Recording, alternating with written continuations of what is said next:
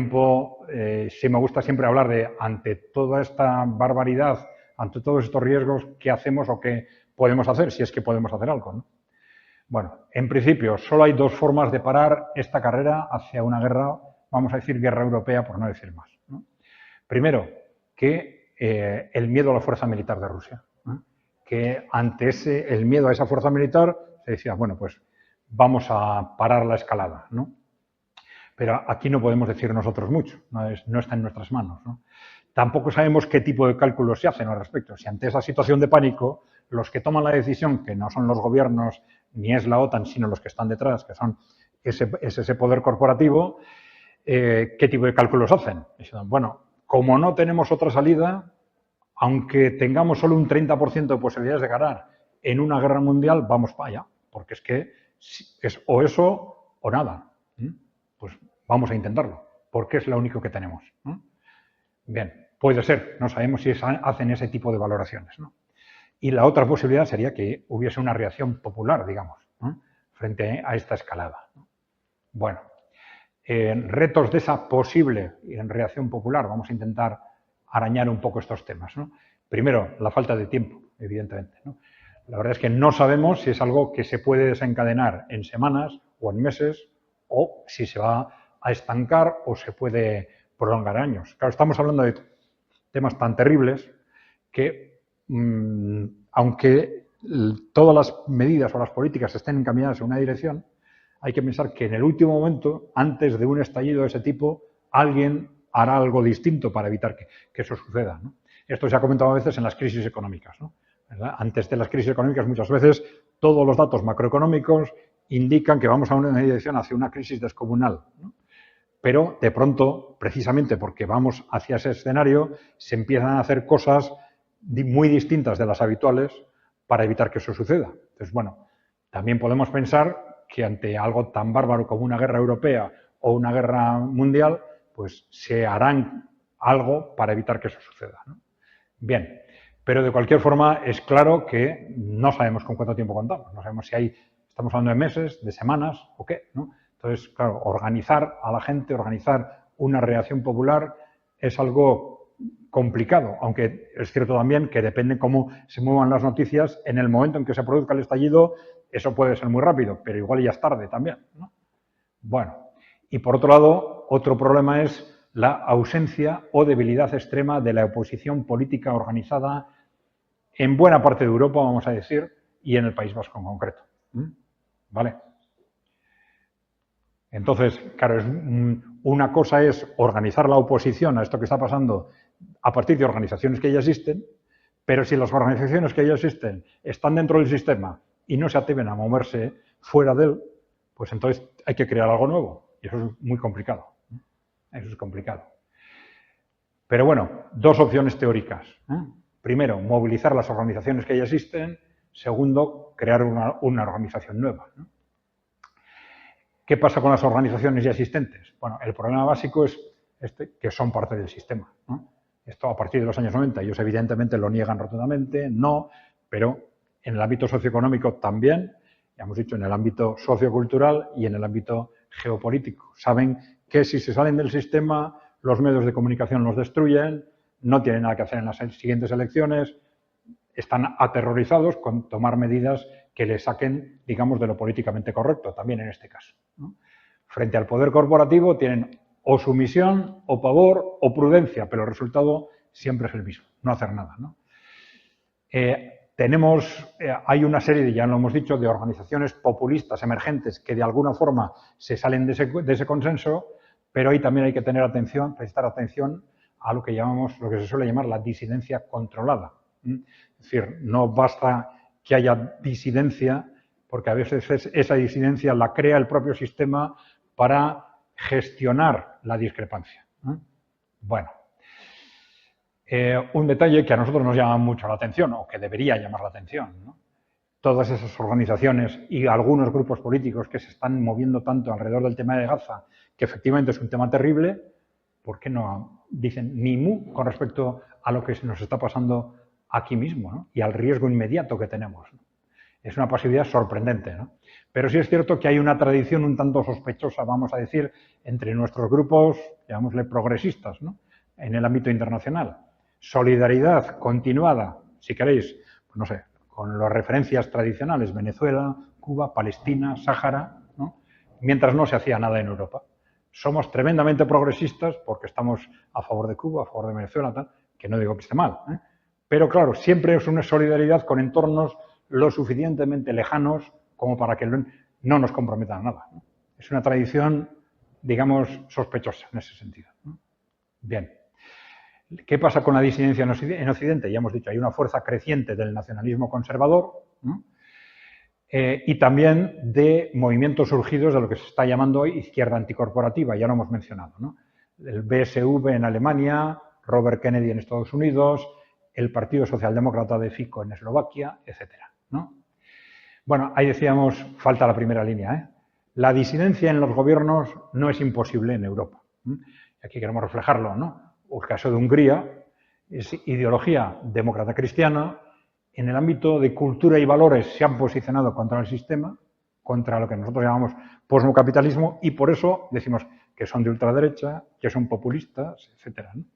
Pero por eso decimos, ¿no? Pero sin embargo están contra el atlantismo y la guerra, ¿no? Y ya sabéis que Orbán es el que más se está moviendo en contra de la guerra y en contra de la OTAN, y el que mejor relación tiene con los países emergentes, con Rusia y con China, ¿no? Esto algo quiere decir, ¿no? Bien. Y algo similar en Eslovaquia, ¿eh? En Eslovaquia el gobierno es de inspiración socialdemócrata, también en el ámbito sociocultural se ha desmarcado del sistema, también dice, es que son populistas, ¿no? Bueno, y también contra el atlantismo y la guerra, ¿eh? Bien, eso simplemente para reflejar que es posible que haya gobiernos que estén en contra de lo que está pasando, ¿no? Y luego hablamos de organizaciones populares o populistas emergentes, ya hemos dicho, conservadoras, cada vez también más de izquierda.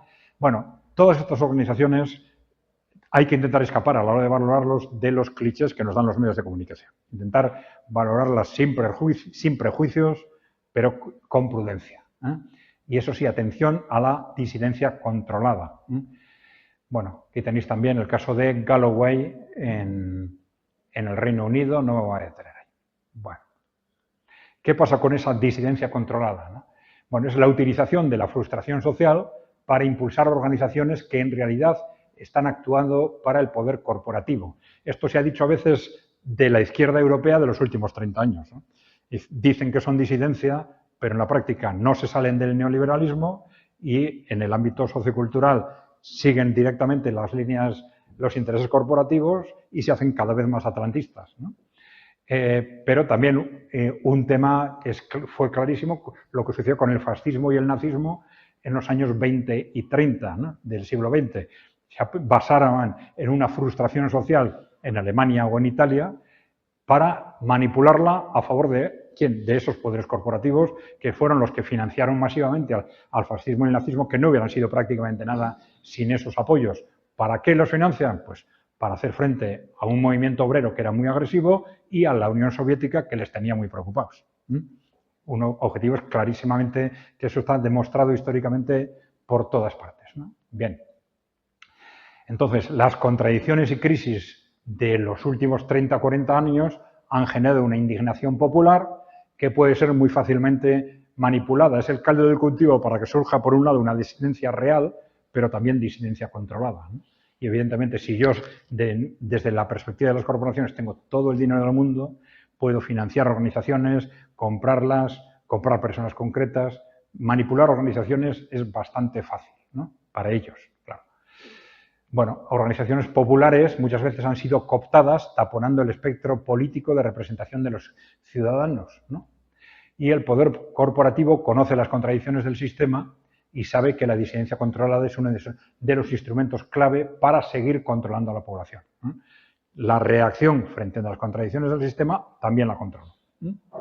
Bueno, entonces damos algunas claves para posicionarse, para que podamos diferenciar lo que es disidencia real de disidencia controlada. Por ejemplo, los partidos de masas y de cuadros, ¿no?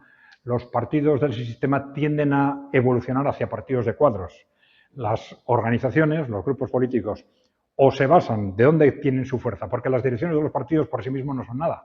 Tienen que apoyarse en un poder real. Ese poder real puede ser en las organizaciones de masas sus afiliados, pero si no son sus afiliados, acaban siendo los que les financian. Las empresas o los bancos o el Estado, en algún caso. Entonces, las organizaciones que realmente quieren defender a la gente tienen que apoyarse necesariamente en una base de lo que se llama de masas, de una base importante de afiliados que sean activos y que paguen cuotas, ¿no? Bueno, otra referencia, frente a los retos, frente a los problemas del sistema, adoptan una posición racional de hacer frente a los problemas o una posición también demagógica utilizando las emociones, etcétera. Ya sabemos que las emociones al final las manipulan los medios de comunicación, la industria cultural. Si se basan en meras reacciones viscerales, ojo, que muy probablemente nos están intentando también engañar. Y luego, si en el ámbito, digamos, de los valores se posicionan en contra del sistema, pero en el ámbito socioeconómico apoyan al sistema, pues también igual es una razón para sospechar. Bueno, alguna referencia sobre el País Vasco, ¿no? Por decir algo, ¿no? Somos un territorio muy pequeño. Por un lado, los territorios muy pequeños son muy dependientes del entorno, pero ojo, también hemos visto que eso a veces da posibilidades de hacer cosas que a otros no les dejarían. Hemos visto lo que ha pasado en Hungría o en Eslovaquia. Si se intenta asentar un gobierno de ese tipo en Francia o en Alemania, los hubieran fulminado.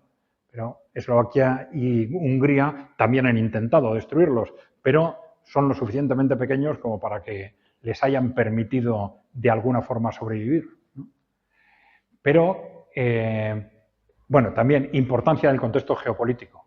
Siendo tan pequeños, nos influye tremendamente lo que venga de fuera. Tenemos poca capacidad de crear, en principio, contracultura, ¿no?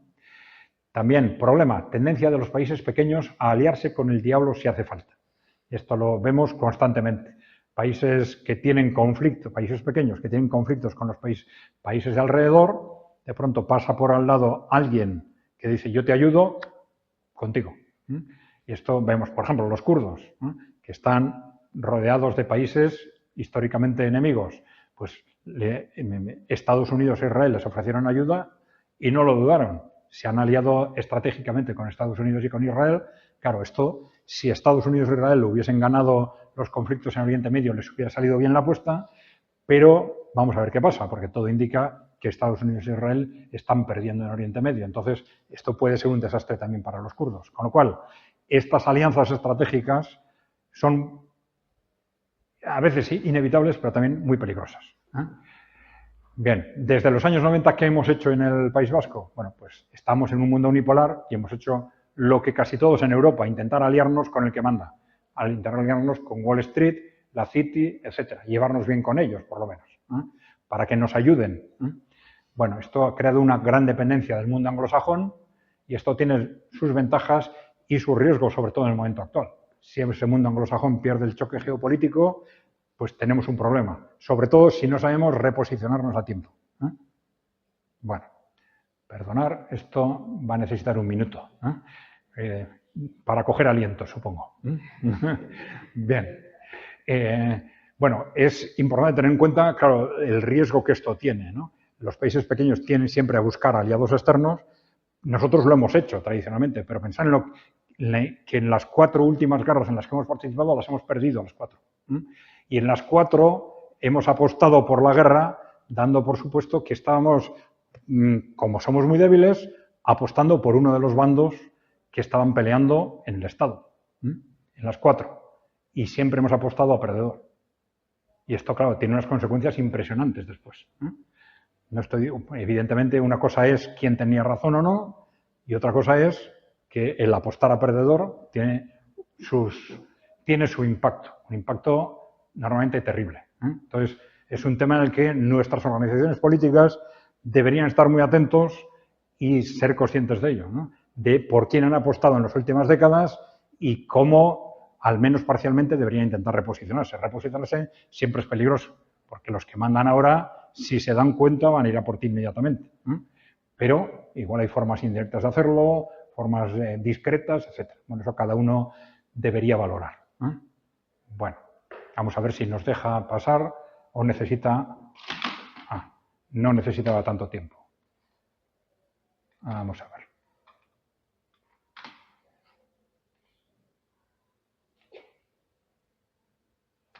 Ya está. Bien. Bueno, ¿qué hacer? El tema es, hemos dicho, ¿qué se puede hacer en los grupos políticos que ya existen? ¿No? Bueno, por ejemplo, pero son ideas nada más, ¿eh? Cada grupo es distinto, etcétera. Un primer paso puede ser localizar en tu grupo político, en tu partido, en tu sindicato, en tu asociación, personas concretas que pueden estar abiertas o sensibilizadas con la situación. Un segundo paso, si localizamos gente suficiente, pues crear un grupo de opinión interno, organizar reuniones, presentaciones, difundir información. Un tercer paso, reuniones con líderes o cuadros clave de la organización o del partido que puedan estar abiertos. Alguien dirá, no, no hay nadie que pueda estar abierto en este momento, pero igual dentro de un mes sí, porque todo está cambiando a una velocidad de vértigo. Entonces, las posiciones pueden, o las sensibilidades pueden cambiar muy rápido. Bien. Vamos a ver. Claro, es mucho más complejo, aquí no lo he recogido, es mucho más complejo si vemos que no podemos hacer nada, no hay nada que se pueda hacer en las organizaciones ya existentes y tenemos que ir a crear algo nuevo. Ahora se pueden hacer cosas con Internet que antes no se podía. Es decir, de forma mucho más fácil, pero tiene su complejidad. Siempre hay que, de una forma u otra, localizar a otras personas, etcétera. Bueno, no me voy a extender más. Hacemos un boletín casi diario, si alguien está interesado en recibirlo, por Telegram o también por WhatsApp o por correo electrónico. Si queréis nos escribís a esa dirección y os lo enviamos como queráis, por WhatsApp, por correo electrónico o por Telegram. También ahora estamos dinamizando un canal en YouTube. Si os gustan los vídeos, pues buscáis EKAI Center en YouTube y nos localizáis. ¿Vale? Pues esto es todo.